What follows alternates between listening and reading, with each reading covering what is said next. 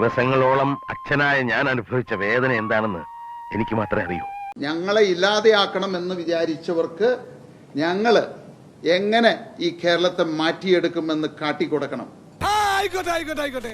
അതിന് ഞങ്ങൾ ആലോചിച്ച് തീരുമാനിച്ച ഒരു സംഗതിയാണ് എൻഡിയോടൊപ്പം, മോഡി സർക്കാരിനോടൊപ്പം, അവരുടെ വികസന കാഴ്ചപ്പാടിനോടൊപ്പം ഇനിയും കേൾക്കാനുള്ള മുസ്ലിം പോർ ഇദ്ദേഹത്തിനില്ല. ഈ കേരളത്തെ മാറ്റിയെടുക്കാനായിട്ടുള്ള ദൗത്യം ഞങ്ങൾ ഏറ്റെടുക്കാനുണ്ടായത്. ഞാൻ വിശ്വസിക്കില്ല. നടക്കാത്ത സംഗതി വിളിച്ചു പറഞ്ഞു വെറുതെ നാറണ്ട.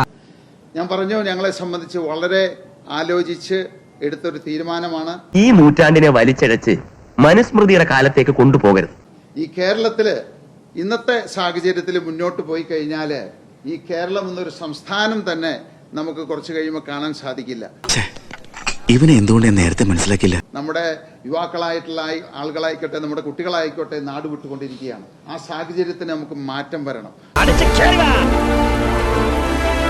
ഇത്രയും വേണം. എല്ലാവർക്കും എന്നെ മതി. ആ മാറ്റം വരണമെങ്കിൽ നമ്മുടെ പഴയ കേരളത്തെ നമ്മൾ തിരിച്ചു കൊണ്ടുവരേണ്ടതായിട്ടുണ്ട്. ബുദ്ധിമാനായിക്കോ, പക്ഷെ മറ്റുള്ളവരെ അങ്ങ് വെറും മണ്ടന്മാരായി കളയരുത് കേട്ടാ. അതിനായിട്ടാണ് എൻഡിഎയുടെ കൂടെ ചേർന്ന് ഇതോടൊപ്പം ആ വികസന കാഴ്ചപ്പാടോടൊപ്പം വികസിത കേരളം യാഥാർത്ഥ്യമാക്കുക എന്നുള്ളതാണ് ഞങ്ങളുടെ ലക്ഷ്യം. നുണ പറയാം, അതിൽ വിശ്വസനീയത വേണം. നമ്മൾ വന്ന വഴി മറക്കരുത്. Flash back. MP സീറ്റോ MLA-യോ മന്ത്രിയോ ആകണമെന്നുണ്ടായിരുന്നെങ്കിൽ അല്ലേ നിങ്ങളെയെല്ലാം വഞ്ചിച്ചുകൊണ്ട്, നിങ്ങളെല്ലാം വിറ്റുകൊണ്ട്, ഈ നാടിനെ വഞ്ചിച്ചുകൊണ്ട് എനിക്കതാകാമായിരുന്നു. ഞാൻ വെറുതെ ഒരു തമാശക്ക് അപ്പോ ഒരു BJP-ക്കാരൻ വന്ന് ഒരു സീറ്റ് പറഞ്ഞാൽ, ഒരു കാര്യം ഞാൻ സേതുവിനോട് പറയാം, ഇഷ്ടമില്ലാത്തടത്ത് പറ്റിക്കൂടുന്ന ടൈപ്പ് അല്ല ഇരമണൻ. അഭിമാനം വിറ്റ് തിന്നുന്നവനല്ല. അത് കണ്ട് ചാടുന്നവനല്ല സാബു ജേക്കബ്. നാണക്കേടല്ലേ, നമുക്ക് അഭിമാനമല്ലേ വലുത്.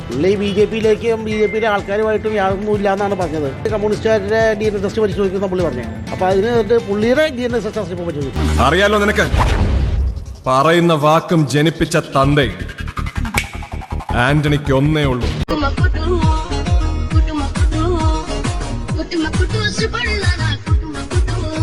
പണ്ടും സ്ഥിരതയില്ലാത്ത ആളാ. ആ സ്ഥിരതക്കേട് ഇപ്പോഴും കാണിക്കണം, അത്രയേ ഉള്ളൂ. അതിപ്പോ അത്ര വലിയ തെറ്റായി പോയെന്നൊന്നും എനിക്ക് തോന്നുന്നില്ല. ഇവനെ വല്ല മനസാക്ഷി എന്ന് പറഞ്ഞ സാധനമുണ്ട്. അവന്റെ നേട്ടത്തിന് വേണ്ടി പല കാര്യങ്ങളും പറയും. ഒരു അബദ്ധം പറ്റിപ്പോയി. ഒരു കയ്യബദ്ധം നാറ്റിക്കരുത്. ഇനി വീട്ടിൽ ചെന്ന് ഒരു കണ്ണാടി എടുത്ത് മുഖത്തോട് ചേർത്ത് പിടിച്ച് അതിൽ നോക്കി പറയണം. തൂറ് വഴിയല്ലാണ്.